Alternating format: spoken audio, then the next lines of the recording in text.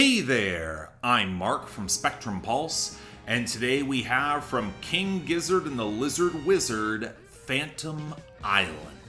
Yep, another year, another King Gizzard genre swerve. Well, somewhat. The band said many of these songs were cut from Flight B741, as this is a sequel album, this time into the lush orchestral back sounds of the mid-70s. We're jamming boogie rock, progressive rock, baroque pop, psychedelia, and early disco swirl into this melting pot of sunny horns, jaunty rhythms, rattling guitars, punchy grooves, and orchestral flourishes that should all feel like way more than the sum of its parts. That's the immediate frustration at the core of this. It's probably the best produced King Gizzard album in years, with a texture that's so warm and inviting, with the fuller harmonies and richer orchestral backdrop, with the strings and horns and woodwinds all balancing out the scuzzier guitars and textured percussion. It should be an immediate upgrade if you're a fan of the radio sounds of the 70s. The woodwinds around the quaking shudders of strings on Lonely Cosmos, that springs to mind, but if the compositions themselves seem to meander, short on truly killer hooks that swing for the fences, with some of the looseness actually compromised by the expanded orchestral arrangements, probably most felt on the final run of songs, it'll feel like a hollow amplification.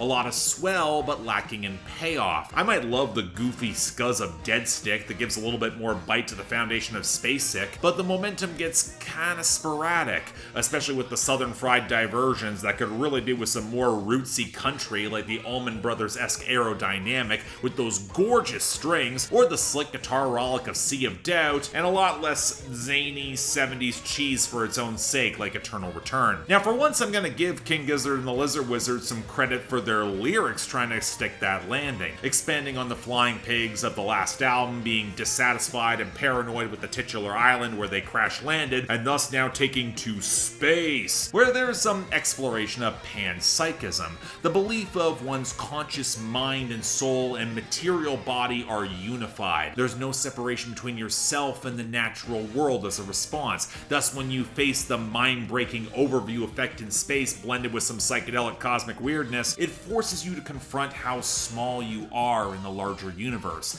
how you cling to those deeper human connections, which feels like the philosophical underpinnings of a lot of their environmentalism. There's also the explicit metatext for a band being on the road for way too long and clinging to each other in a blur of desperation, delusion, and pure bloody-minded conviction. It's the band making the strident, self-affirming argument for their own existence, once again full of references to their back catalog, and that would be fine if they hadn't already gone to this well multiple times before. The KGLW albums both spring to mind. In other words, it'd feel a lot more novel if King Gizzard hadn't already flooded the market to steadily diminishing returns thematically. And when you're nearing sunshine pop territory without the killer hooks to back it up, even some of the diehards might be less impressed. Don't get me wrong, it's a really good album, a natural continuation of their last, but when it doesn't feel as special as it should be, over a decade and over 24 albums in, that's where the crash might truly come. All I'm saying. So yeah, thanks a lot for watching. If you want to see more, please be sure to like, share, drop comments, subscribe. I gotta admit, I'm a little conflicted on this one because I do think it's legitimately good, and I also get why some people are cooler on this in comparison with the last album, especially as more of King Gizzard's formula is really starting to become apparent over 24 albums in.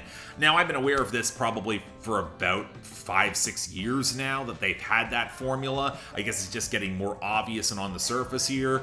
But again, I also think there's a lot of quality here. I think the production's better, and honestly, I feel like I've been at a half step away from a lot of the true King Gizzard diehards for a while now, since Nonagon Infinity and Flying Microtonal Banana, which I still probably think are their best. But hey, if you want to debate some of that in the comments down there below, have fun.